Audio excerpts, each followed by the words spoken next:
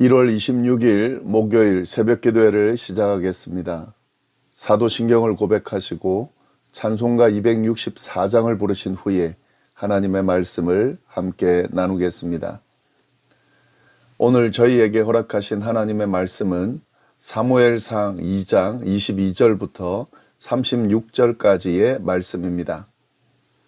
엘리가 매우 늙었더니 그의 아들들이 온 이스라엘에게 행한 모든 일과 회막문에서 수종드는 여인들과 동침하였음을 듣고 그들에게 이르되 너희가 어찌하여 이런 일을 하느냐. 내가 너희의 악행을 이 모든 백성에게 듣노라. 내 아들들아 그리하지 말라.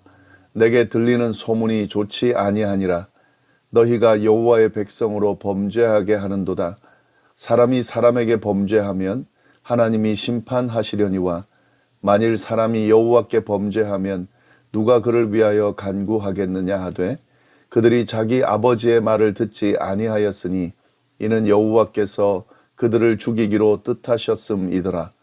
아이 사무엘이 점점 자라매 여호와와 사람들에게 은총을 더욱 받더라.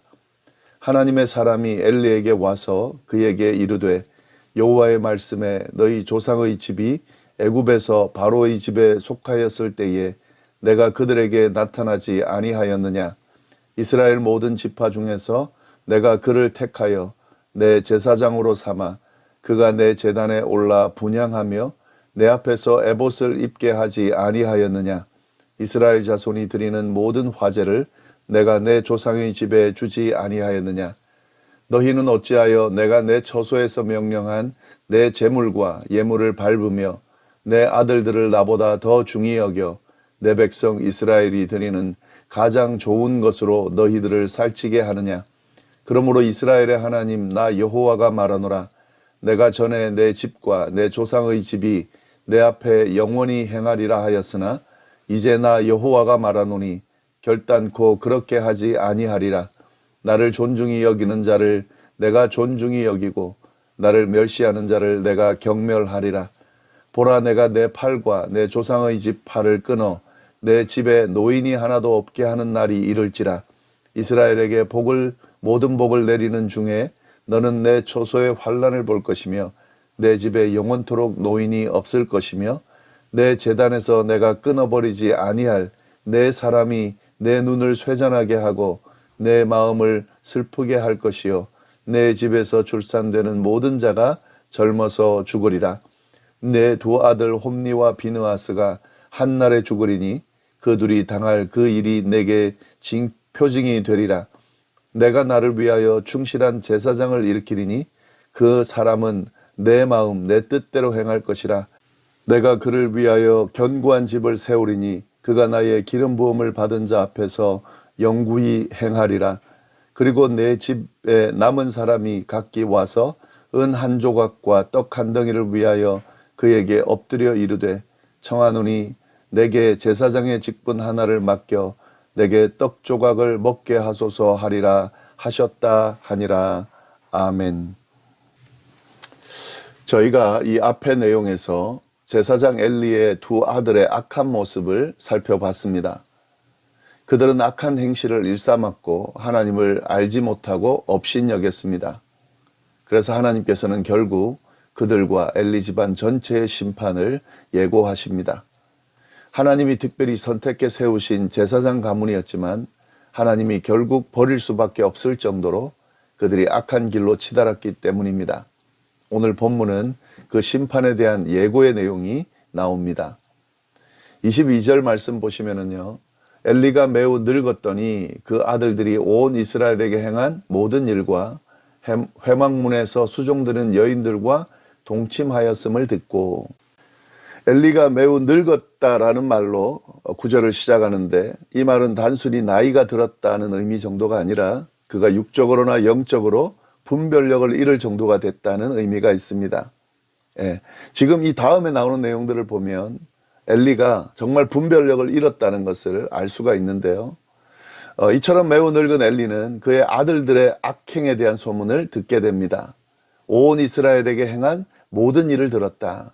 이건 이제 앞에서 언급한 제사 드릴 때 자기들 마음대로 했던 그런 일들도 포함되는 일들인 그런 내용인데요. 근데 그것만으로도 심각한데 어떤 내용이 오늘 추가되냐면 회막문에서 수종드는 여인들과 동침한 일에 대해서도 들었다는 거죠. 이 음란하고 문란하기까지 한 아들들의 모습이 지금 언급되고 있습니다. 하나님께서 그냥 두시기 힘들 정도로 타락한 엘리의 아들들의 모습입니다. 이러한 소문을 들은 엘리가 아들들을 불러서 나무랍니다. 23절부터 25절까지 말씀이 아들들을 나무라는 내용인데, 여기서 우리는 엘리의 아들들의 잘못뿐만 아니라 엘리가 무엇을 잘못하고 있는지를 확실하게 보게 됩니다. 사실 그의 잘못으로 인해서 아들들이 그렇게 됐고, 아들들뿐 아니라 엘리 집안 전체가 심판에 이르게 된 것을 우리가 보게 된다는 거죠. 23절 보시면 이렇게 돼 있죠. 그들에게 이르되 너희가 어찌하여 이런 일을 하느냐.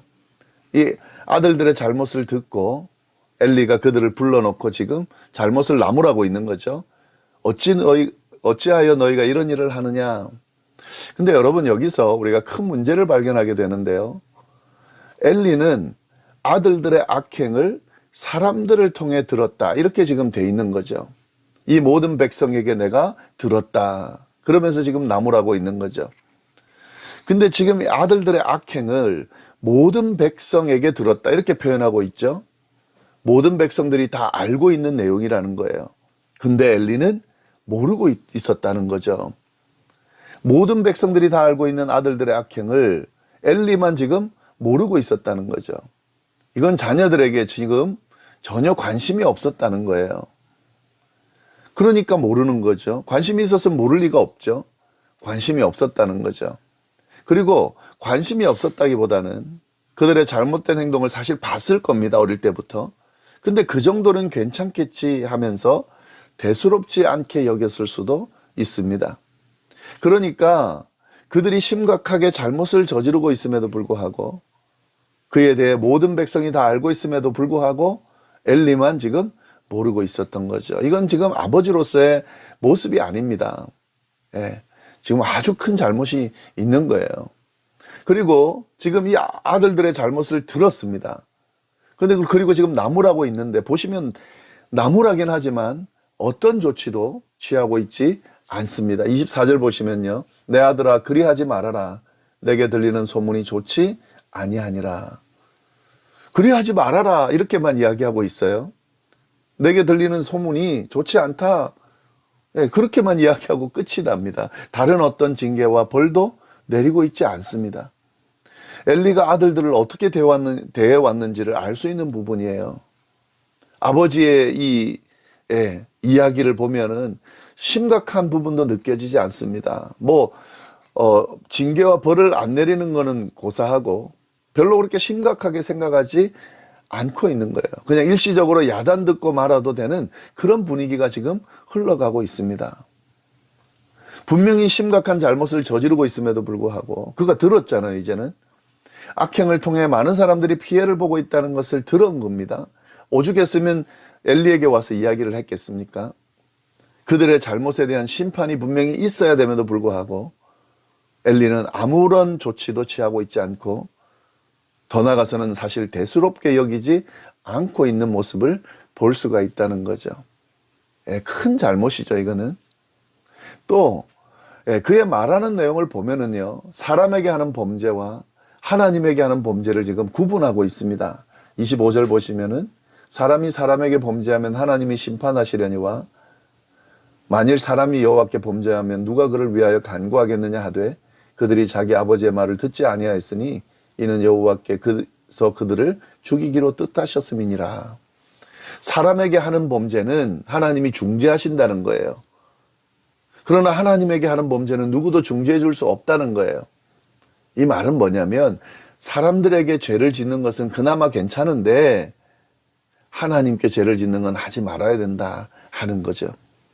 여러분, 하나님께 죄를 짓는 건 하지 말아야 되고 사람들에게 죄를 짓는 건 해도 괜찮습니까? 그렇지 않습니다. 전혀 맞는 말이 아니에요.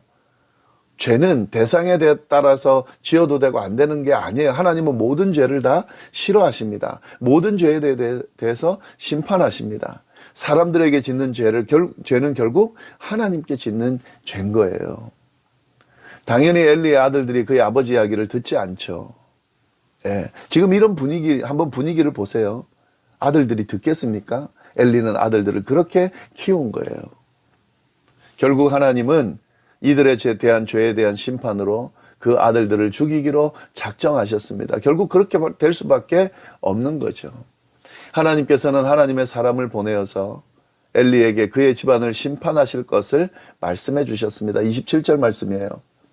하나님의 사람이 엘리에게 와서 그에게 이르되 여호와의 말씀에 너희 조상의 집이 애굽에서 바로의 집에 속하였을 때에 내가 그들에게 나타나지 아니하였느냐 하면서 쭉 그 심판 내용이 나옵니다. 참 여기서도 되게 안타까운 모습이 나오죠. 엘리는 제사장이면서 사사였습니다. 하나님의 말씀을 듣는 사람이었어요. 근데 이제 그는 더 이상 하나님의 말씀을 들을 수가 없었던 거죠. 그러니까 다른 하나님의 사람을 통해 하나님의 말씀을 듣고 있는 거죠. 하나님과의 관계도 지금 끊어진 엘리의 모습을 볼 수가 있습니다.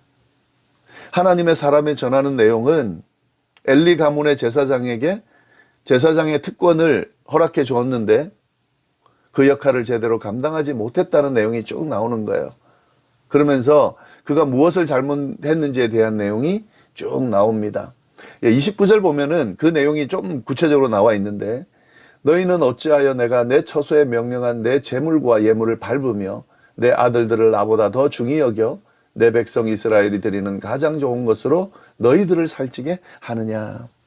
하나님께 드려진 제물과 예물을 함부로 대했다는 거예요. 엘리도 그랬다는 거죠. 그리고 하나님보다 아들을 더 소중하게 여긴다는 거죠. 하나님의 것을 빼앗아서 아들을 먹였다는 거예요. 아들을 살찌웠다는 거예요. 그러니까 결국 아들도 망가지고 그 아들들 때문에 집안 전체가 망하게 된 거죠. 하나님은 엘리 집안의 전체를 멸하실 것이라고 선포하셨습니다. 하나님을 멸시한 것처럼 하나님도 그 집안을 멸시하실 거라는 거죠. 그의 아들들 홈니와 비느하스가 한날에 죽을 것이고 엘리의 자손은 끊어질 것이라고 이야기를 하십니다.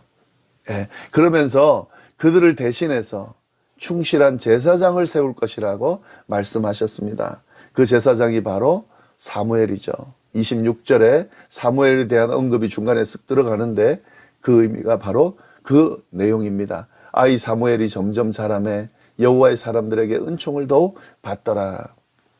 하나님을 업신여기는 사람 하나님이 그냥 두지 않습니다. 우상을 숭배하는 사람 그냥 두지 않습니다. 심지어 아들임에도 불구하고 아들을 우상으로 여기면 하나님이 그에 대해서 심판하십니다. 하나님께서는 우상 숭배하는 것을 반드시 심판하신다는 거죠. 그러나 하나님을 섬기고 따르는 하나님의 백성들은 하나님께서 돌보신다는 거예요. 하나님만 따르는 이들을 세우시고 그들을 통해서 일하신다는 거죠. 30절에 이런 내용 나오죠. 나를 존중히 여기는 자를 내가 존중히 여기고 나를 멸시하는 자를 내가 경멸하리라. 오늘 말씀 이 의미를 잘 생각하면서 어떤 삶을 살 것인지 우리를 돌아보고 잘 우리의 삶을 정하고 세워갈 수 있기를 바랍니다. 기도하겠습니다. 하나님 아버지 감사합니다. 귀한 말씀으로 또 오늘 하루를 시작하게 하시니 감사합니다. 하나님을 존중히 여기는 자는 하나님이 존중히 여기고 하나님을 멸시하는 자는 하나님께서 경멸하시리라. 이 말씀대로 하나님을 존중히 여기고 존중히 여김으로 주어지는 하나님의 존중함을 받으면서 사는 우리의 삶이 되도록 인도하여 주옵소서. 하나님께서 함께 해주시리라 믿고 모든 말씀 예수님의 이름으로 기도드립니다. 아멘.